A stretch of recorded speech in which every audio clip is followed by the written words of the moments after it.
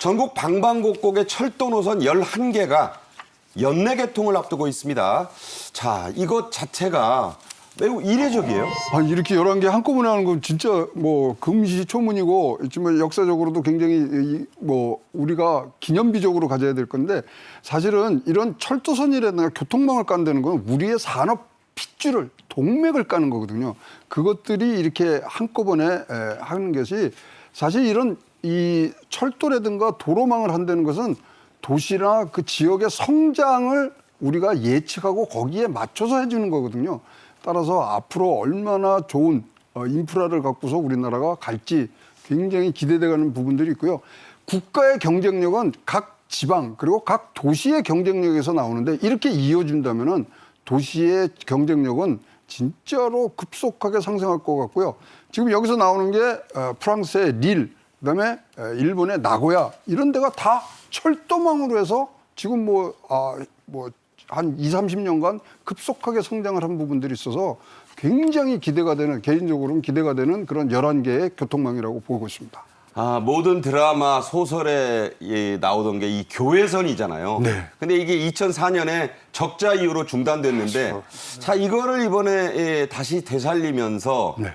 추억의 장면들도 다시 등장한다죠? 그렇죠. 거기 이제 그러면 이제 정차역이 있어야 되지 않습니까? 그럼 또 옛날식으로 좀 하고, 간이역 나오고. 간이역도 나오고, 다 거기 추억들이 있는 부분들이 있고요. 그것이 사실은 전체의 앞으로 성장을 보고 하는 겁니다. 일본이나 이런 데를 우리가 보면요, 그 역을 중심으로 해서 항상 상권과 그다음에 지역에 어떤 사는 그런 터들이 생겼거든요.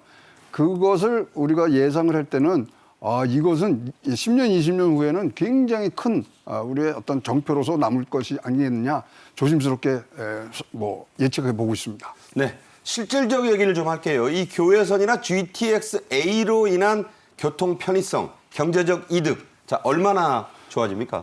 이제 정차역들은 좀 줄이면서 그거의 운영비들이 이제 줄어드는 부분들이 있고요. 그다음에 운정역에서 서울역까지 20분대.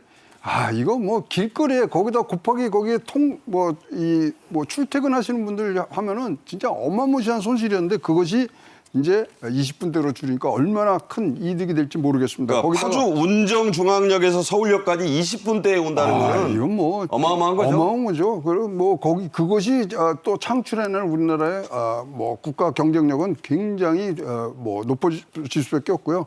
특히 또 이제 고향 특례시라든가 이런데, 특히 양주시, 의정부시, 또 경북에 가면요, 경북에서 지금 강원도까지 다 오는 부분들까지 다 한다 그러면 우리나라는 모든 지역이 관광 1일권 내로 들어오는 거거든요. 거기서 얻어지는 우리의 경쟁력 굉장히 크다고 볼 수 있습니다. 네, 교외선으로 인해서 1시간 이내로 서울 교외에서 들어올 수 있다. 이것도 대단한 변화입니다. 관광객과 여행객들의 가슴을 설레게 하는 게 있죠. 바로 해안선 열차 따라서 동해안 따라 부산까지, 강릉까지 오갈 수 있게 된 겁니다. 이른바 해안선의, 동부 해안선의 완전 개통이죠.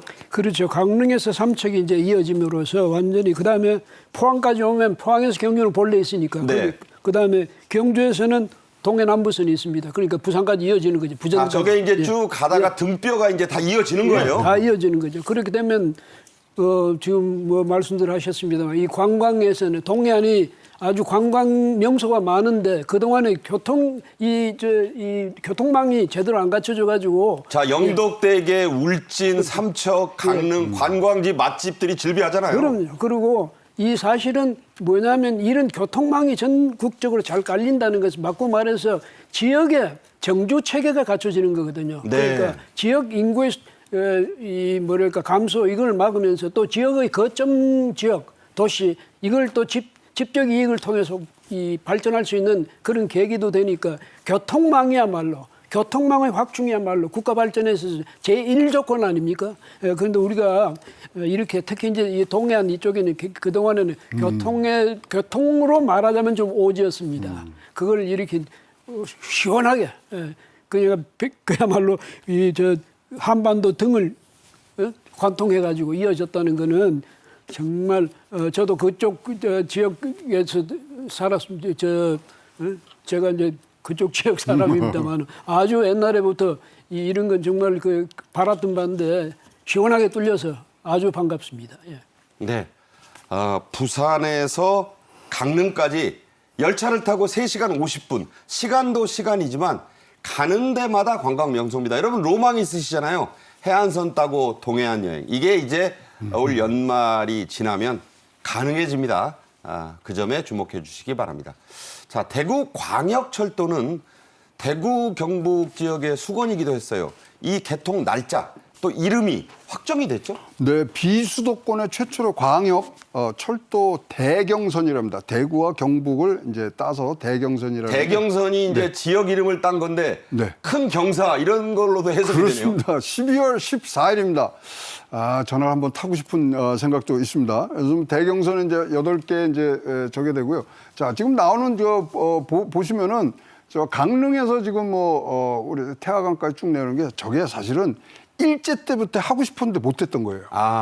예. 그것을 이제 완성시키는 거고, 이명박 대통령 때도 저거를 추진하려고 했는데, 그것이 좀 이제, 안 된 상황인데, 이제는 저것이 완성이 되면서 일일권으로 들어가고, 전체 국가의 경쟁력은 지방의 경쟁력에서 나오고 도시의 경쟁력에서 나오는 그런 세계적인 트렌드에 이제 딱 올라타는 그런 쾌거를 얻었고요. 11개의 지금 교통망이 이렇게 대거하면서 조금 더 피가 잘 도는 대한민국 경제가 됐으면 좋겠습니다. 네, 인체도 문제가 생기는 게 큰 혈관도 문제지만 이 실핏줄이 안 통하면 여러 가지 성인병 걸리면 실핏줄이 막히잖아요. 그러면 안 되는 것처럼 이번 철도 11개 노선의 개통은 그 실핏줄을 뚫어놓는다는 의미가 있습니다. 이번 11개 철도 노선의 동시 연내 개통.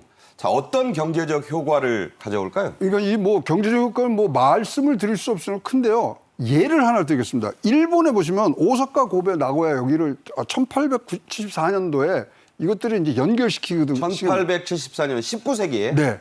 그러면서 여기가 제2의 일본의 수도가 되고 제2의 이 경제의 어떤 중심지가 됐고요.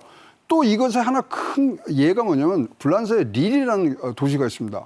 여기에서는 뭐냐면 산업 도시였는데 여기를 이 철도들이 이 교차점으로 만들어 놓으니까 이제는 허브 도시가 된 거예요. 그러니까 이게 실핏줄이 모이면서 교통도시에서 그렇죠. 산업 허브가 됐다. 허브가 되면서 교통의 어떤 이런 연결점이 아니라 산업의 중심지가 되는 부분들이 있거든요.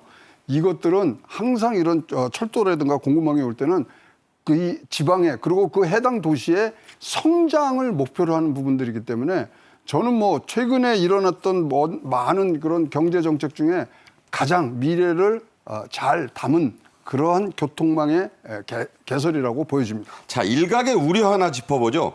철도가 큰 도시로 주민들의 이탈을 가속화시킬 수도 있다. 이런 우려는 어떻게 보세요? 그거는 이제 우리가 이 KTX가 왔을 때 사실 부산의 상권이 죽는다 이런 얘기들이 있었는데 이렇게 같이 전체적으로 교통망이 완성이 되는 차원에서는 그것이 이제 그만 일어날 일이거든요.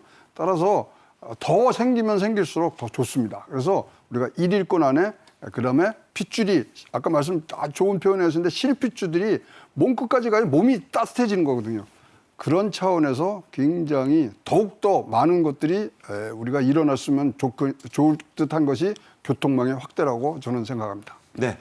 중앙선의 복선 전철화. 이것도 그 해당 지역에는 굉장히 수건 사업이었어요. 이게 왜 중요하냐? 사실상 경부선 2, 제2의 경부선 역할을 하게 될 것이라는 기대가 있죠. 그래서 유치전이 치열하다고 하는데 이 부분은 이주필님 어떻게 보십니까? 그러니까 지금 이제 복선이 됐잖아요. 복선하고 단선하고는 이게 천양지 차거든요. 왜 그렇죠? 아니 복선은 저기서 반대편에서 오는 차를 신경 쓸 필요 없어요. 내 선이 있으니까 지정선이 있으니까. 근데 이 단선은 어떠냐면 가다가 중간에 이제 이쪽에서 오는 차하고는 어느 역에서 비켜야죠. 그렇게 비켜서 있다 가야 되죠. 이건 비교가 안 되는데 그렇게 됨으로써 지금 여기서 청량리에서 부산까지 가는데 2시 한 50분? 그러니까 거의 KTX 수준 아니겠습니까? 이렇게 된다는 게 지금 말씀하셨지만 경부선이 한국 철도망의 간선입니다. 대표적인 간선인데 이것이 이제 중앙선 하면 그 제2의 간선 역할을 충분히 할 수 있는 거죠. 그러다 보니까 이제는 특히 부산 지역 그 주변에 울산하고 그 주변에서 유치 경쟁이 치열할 수밖에 없습니다. 뭐 기장, 예. 동래, 해운대, 울산, 북구, 예. 울주가 아주 유치 경쟁이 치열하다네요. 그러니까 거기 인구가 많은데 왜 우리 인구가 많으니까 당연히 여기 있어야지. 서울도 몇 군데 하잖냐 뭐 하는 식으로 하는데 이제 중요한 문제는 뭐냐면 그렇게 하면 우리가 지금 2시간 50분 일했는데 정차역이 많아지면 그게 이제 저 속도가 낮아질 수도 있고 또 서로가 여기서 말이죠 영향력 행사하느라고 정부의 뭐 또 정치권의 아주 실력자들이 자꾸 하다 보면 정류장에 늘어날 우려도 없지 않습니다. 이 점은 아마 정부가 잘 조정하리라고 믿습니다. 그래서 가능하면 속도를 좀 중시하는 그런 철도가 됐으면 좋겠습니다. 네. 자, 철도 르네상스라는 표현이 나옵니다. 르네상스를 잘 열어가되 문제점을 미리 보완하고 대책을 마련하는 지혜도 잇따라야 할 것으로 봅니다.